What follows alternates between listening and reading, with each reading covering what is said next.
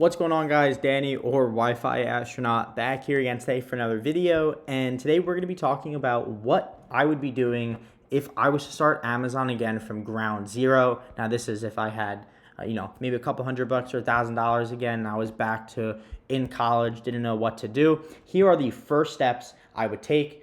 This is going to be kind of a step-by-step and just like a general overview video of what I would do if I was back to zero. So first things first is I would get that Amazon account created.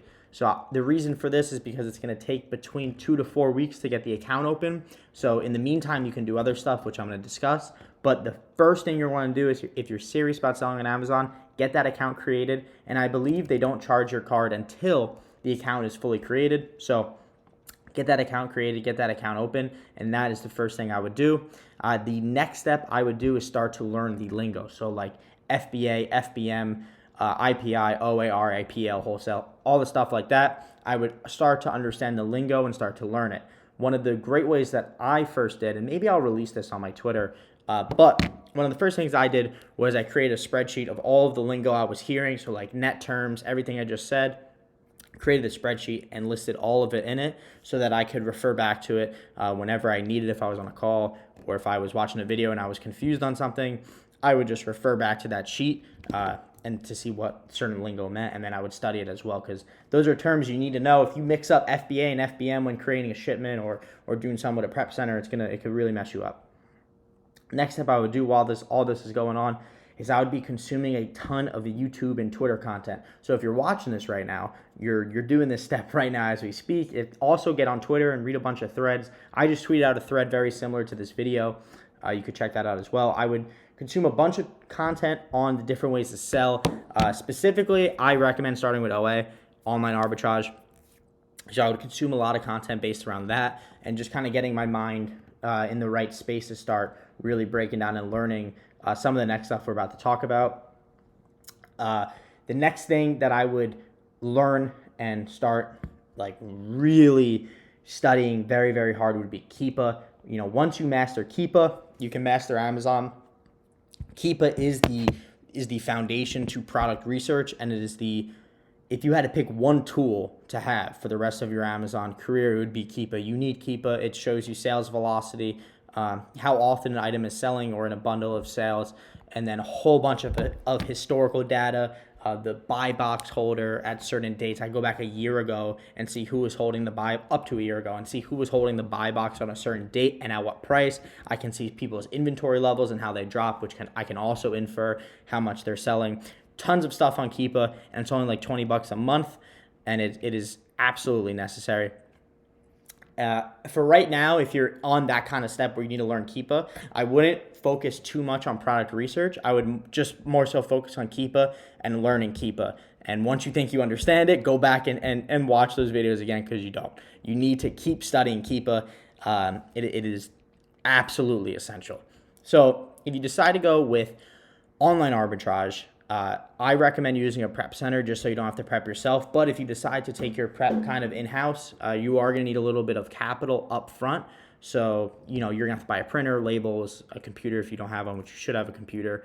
And then you're going to need to learn how to do that. So I would watch a YouTube video, a YouTube tutorial, and maybe I'll make one in the future, a YouTube tutorial on how to prep shipments, follow it to a T, and understand that you are going to make mistakes while you're going through this. Everyone did. I made mistakes. Just make sure you're not making expensive mistakes. Try to mitigate your risk. So if you are prepping your shipments, maybe start with books or something, because odds are you are going to make a mistake. However, if there are really good YouTube tutorials out now, so you may not have to, but just understand if you do make a mistake, it's okay. It's not the end of the world. Everyone makes mistakes when they're prepping shipments the first few times. So now that kind of the basics are out of the way, once you guys understand all that and you have a basic fundamental understanding of Keepa and whatever else you need to prep and shipments and stuff, the terms, you're going to want to start your product research. So, with online arbitrage, I would just start with going on websites like Home Depot and Walmart, Costco, Target, or Target will ban you eventually, and I would start comparing the different products. So, I would pick a section. So let's say home improvement tools or outdoor garden tools, and I would just start comparing the products. A quick way to do this, so like on Home Depot or Target, any of the websites, they'll have a UPC code, a universal product code. It's 12 digits. They'll have it listed somewhere on the website. Just copy and paste it, and then paste it into the Amazon search bar, and then that will bring up usually that exact product.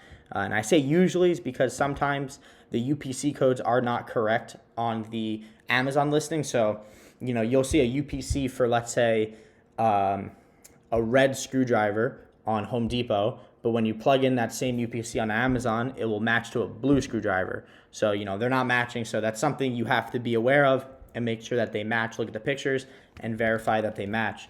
And then you're essentially at that point just looking for, once you have a match, you're looking for a good keep chart and obviously profit. To calculate profit, you can use a free tool from Amazon. Just type in Amazon FBA Calc and it will pop up on Google. It's a free tool.